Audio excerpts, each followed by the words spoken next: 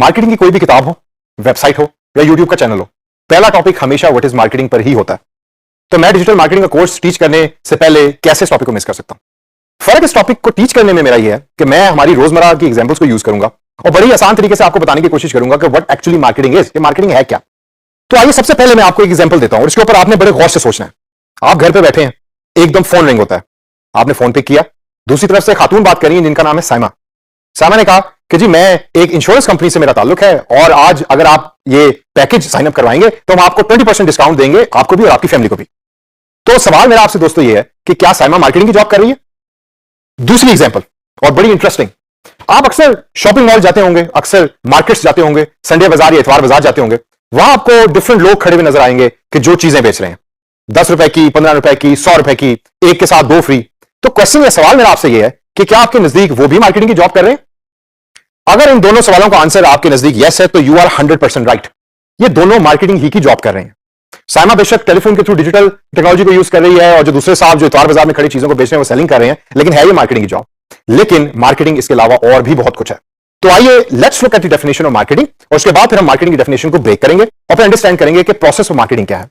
So the process of marketing is creating, communicating, delivering and exchanging offerings. Creating मतलब बनाना, communicating मतलब बताना, delivering मतलब उस चीज को एक जगह से दूसरी जगह तक पहुंचाना, और एक्सचेंजिंग का मतलब तो आप सारे जानते ही हैं कि एक चीज के बदले दूसरी चीज को लेना।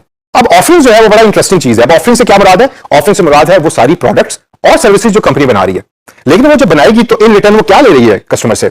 वो कस्टमर से वैल्यू ले भी रही है और कस्टमर को वैल्यू दे भी रही है in the form of products and services. ये आपने ज़हन में रखना है कि आपकी कंपनी प्रोडक्ट्स बनाती है, सर्विसेज बनाती है, जिसमें ये चारों चीजें जो मैंने अभी बताई हैं वो एम्बेड होती है या उसमें शामिल होती है और इन रिटर्न वैल्यू मिल रही होती है ऑर्गेनाइजेशन को भी और कस्टमर्स को भी।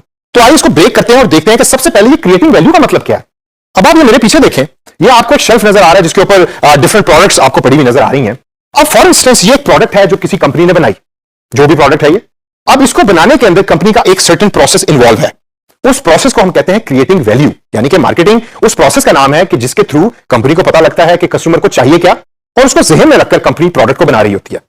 सेकंड स्टेप, मार्केटिंग क्या है? मार्केटिंग है कम्युनिकेटिंग वैल्यू का नाम, यानी कि आपने प्रोडक्ट तो बना ली और प्रोडक्ट तो भाई बड़ी जबरदस्त है, लेकिन कस्टमर को तो पता ही नहीं कि प्रोडक्ट कैसी है। तो आप एक इफेक्टिव मैसेज जो है वो कस्टमर को देते हैं कि जिसके बाद कस्टमर को पता लगता है कि आपकी प्रोडक्ट जो है, ओ भाई बात सुना यार, ये प्रोडक्ट तो खरीद लो। He did not buy the product for me. क्यों? क्योंकि जो मैसेज जिस तरीके से मैं डिलीवर कर रहा हूं वो इफेक्टिव नहीं है। तो की पॉइंट क्या है कि कम्युनिकेटिंग वैल्यू तो है, आप कस्टमर को बता तो रहे हैं, लेकिन उसको इफेक्टिव तरीके से बताएं ताकि कस्टमर उसको सुने। तीसरा पॉइंट और बड़ा important, delivering value. Delivering value से मुराद यह है कि प्रोडक्ट बन गई, आपने कस्टमर को भी बता दिया, सर्विसेज बन गई, आपने कस्टमर को भी बता दिया, लेकिन अब उसको डिलीवर भी तो करना है, उसको कस्टमर की प्रेमिसेस या उसकी जगह तक भी तो पहुंचाना है, ख्वाह वो ऑनलाइन हो या ऑफलाइन हो। तो delivering that product and value is the job of an organisation, is the job of a company. तो कंपनी जो है उस प्रोडक्ट और सर्विस को कस्टमर तक पहुंचाती है और इस पूरे प्रोसेस को पहुंचाने तक, कस्टमर को पहुंचाने तक, इसको मार्केटिंग कहते हैं। लास्ट स्टेप जो है वो सबसे इंपॉर्टेंट है, जिसमें कंपनी को भी रिवॉर्ड मिलता है, कस्टमर को भी रिवॉर्ड मिलता है। उस स्टेप को हम कहते हैं एक्सचेंजिंग वैल्यू। आपने प्रोडक्ट सर्विस बना ली, आपने कम्युनिकेट कर दिया और आपने डिलीवर कर दिया। अब बारी आई है एक्चुअल सेलिंग की।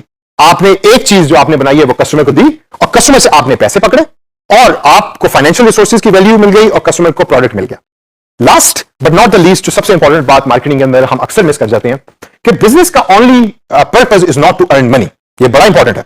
आपने प्रोडक्ट बेच के पैसे तो कमा लिए, लेकिन क्या कस्टमर उस प्रोडक्ट से खुश भी है? और अगर कस्टमर खुश है तो वो फिर आपको 5 स्टार्स देगा, और जब वो आपको 5 स्टार्स देगा तो फिर आपका एम्बेसडर भी बनेगा। एम्बेसडर बनेगा तो फिर वो दूसरे लोगों को भी बताएगा कि भाई इस कंपनी की प्रोडक्ट खरीदो, वो सबसे अच्छी है। और जब वो बताएगा तो फिर ऑटोमेटिकली आपके नंबर ऑफ कस्टमर्स इंक्रीज करेंगे। तो आपका objective as a company marketing करने का ये होना चाहिए कि मेरा कस्टमर सबसे ज्यादा खुश हो ताकि वो बार बार आपके पास आए।